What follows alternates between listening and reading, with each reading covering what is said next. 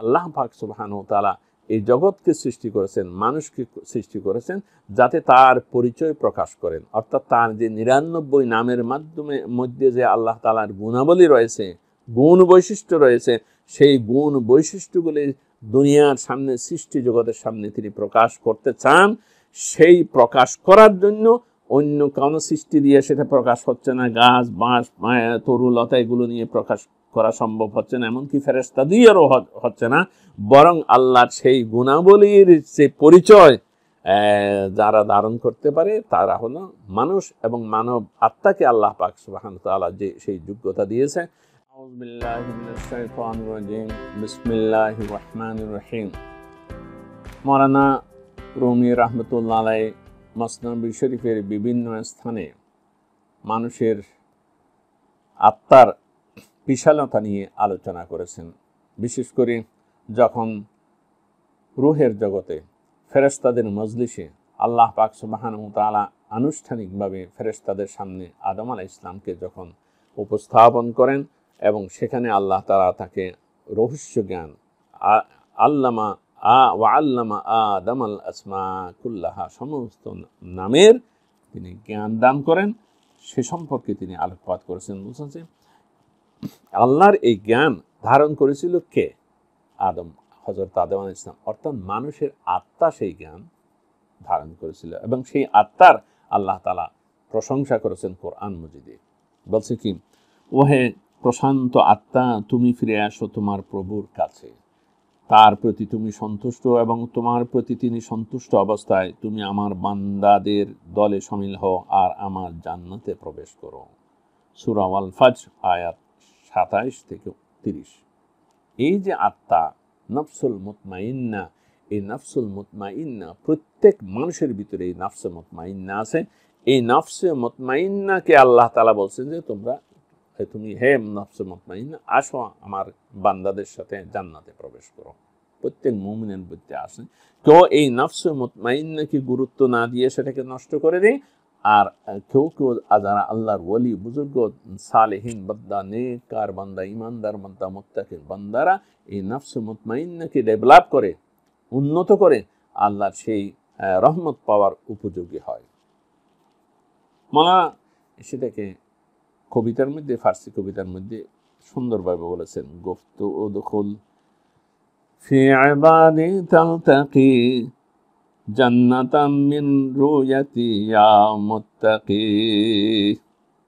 আল্লাহ বলেন, দাখিল হও আমার বান্দাদের দলে, হে আত্মা, হে মানুষ, হে মানুষ, আত্মার অধিকারী মানুষ, হে নফসের অধিকারী মানুষ, আমার বান্দাদের দলে শামিল হও। হে মুত্তাকি, আমার সাক্ষাতে দেখবে জান্নাত, তাহলে জান্নাতাম মিন রুয়াতি ইয়া মুত্তাকি, জান্নাত দেখবে, এবং সেখানে আমার সাক্ষাৎ আল্লাহ তাআলাকেও মানুষ, মুমিনরা, মুত্তাকিরা দেখবে, এবং সেখানে জান্নাত পাবে। সেখানে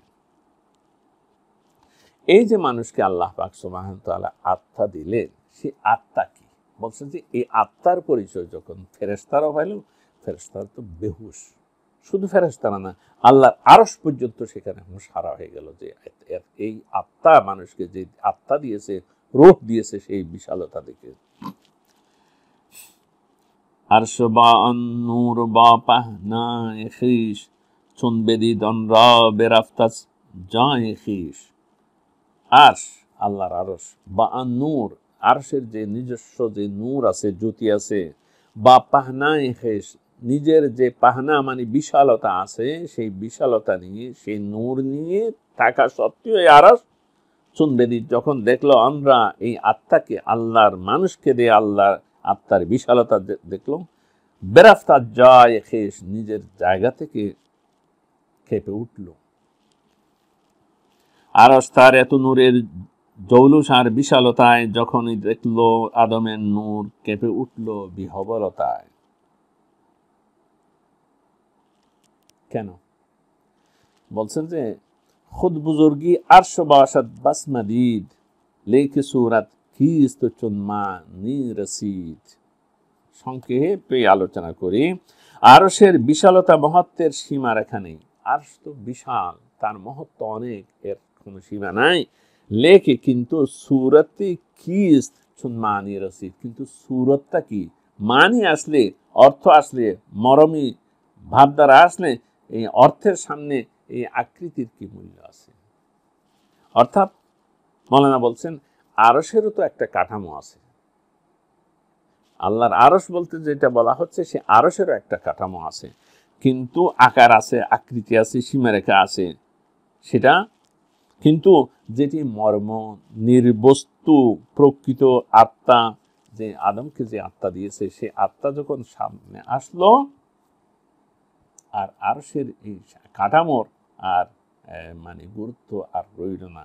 শুধু তাই কি যে মানুষের আত্মাকে দেখে, মানুষকে দেখে সেদিন সেই শিক্ষালয়ে হযরত আদম আলাইহিস সালাম যখন আদম আলাইহিস সালাম যখন ফেরেশতাদেরকে তালিম দিলেন, শিক্ষা দিলেন, আল্লাহর নাম সমূহ আসমাউল হুসনা শিক্ষা দিলেন, সেটা আমরা আরেকটি আসরে আলোচনা করেছি।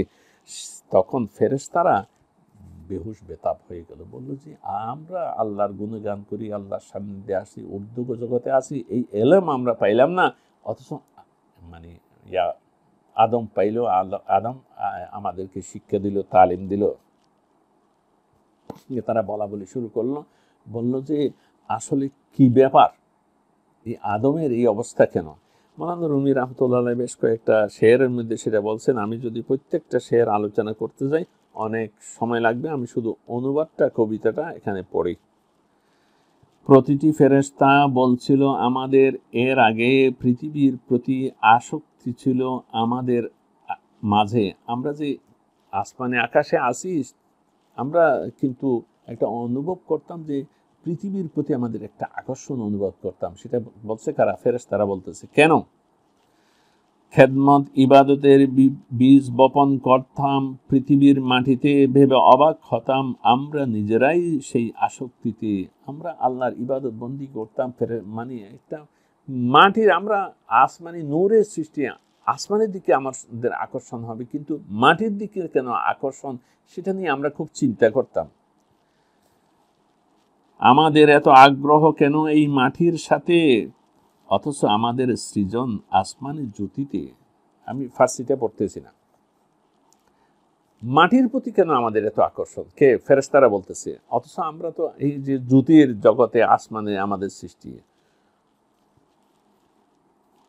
উলফেমা আনবার বাজুল মাত চিস্ত ছুনতওয়ানত নূর বাজুল মাত জিস্ত। আঁধারের সাথে আলোর এই মিতালির রহস্য কিসে? আলো কিভাবে বসবাস করে আঁধারের সাথে?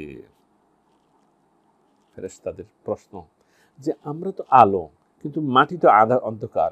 এই অন্ধকারের প্রতি আমাদের এই আকর্ষণ, এই আসক্তি কেন ছিল? এখন ফেরেশতারা সেটা জবাব দিচ্ছে, বলছে যে আদমা, হে আদম, অন উলফ, সেই মহব্বত, আকর্ষণ, আসক্তি, আজবুই তবু তোমার সেই সুগন্ধির কারণে ছিল। মাটির প্রতি যে আমাদের ফেরেশতাদের আকর্ষণ ছিল, সেই মাটির ভিতরে তোমার যে সত্তা, দেহ সত্তা ছড়িয়েছিল, সেই কারণেই ছিল। যে জানকে, কেননা জিসমত, তোমার দেহ, জমিন বুধ, তোমার দেহ ছিল জমিন থেকে, বোধ তার উপর তোমার দেহকে বানানোর যে টানা বানা, এগুলো কোথায় ছিল? জমিন থেকে ছিল। সেই জন্য অনুবাদ কি বলে, হে আদম, তোমাদের সে আসক্তি ছিল তোমারই সুবাসে, কেননা তোমার দেহের কায়া তৈরি হয়েছে মাটির ছাঁচে। আদম আলাইহিস সালামকে আল্লাহ পাক সুবহানাহু ওয়া তাআলা খাঁটি মাটির নির্যাস থেকে সৃষ্টি করেছেন, কিন্তু তার মধ্যে এমন এক আত্মা দিয়েছেন, যেই আত্মার জন্য ফেরেশতারাও ঈর্ষান্বিত হয় এবং আল্লাহর আরশ পর্যন্ত সেই আত্মার যে বিশালতা, মহত্ব দেখে অবাক হয়ে গেল। আল্লাহ তাআলা যখন বললেন যে আমি আমার খলিফা সৃষ্টি করব পৃথিবীতে, এই কথা যখন বললেন, তখন আদম, ফেরেশতারা বলল যে হে আল্লাহ, পৃথিবী থেকে এমন জাতি সৃষ্টি করবে যারা সেখানে বিপর্যয় সৃষ্টি করবে, রক্তপাত ঘটাবে, অথচ আমরা তোমার পবিত্রতার গুণগান করছি। তখন সেই আত্মার পরিচয় তারা পায় নাই, আদম আলাইহিস সালামের সঠিক পরিচয় তারা পায় নাই, সেই জন্য সেখানে তারা এই আপত্তি করেছিল। কিন্তু আল্লাহ পাক সুবহানাহু ওয়া তাআলা তাদের জবাবে বলছিলেন কি, বলছে যে ইন্নী আ'লামু মা লা তা'লামুন, আমি জানি তোমরা যেটা, আমি যা জানি তোমরা সেটা জানো না। আদম আলাইহিস সালামকে কেন সৃষ্টি করব সেটা আমি জানি, তোমরা জানো না।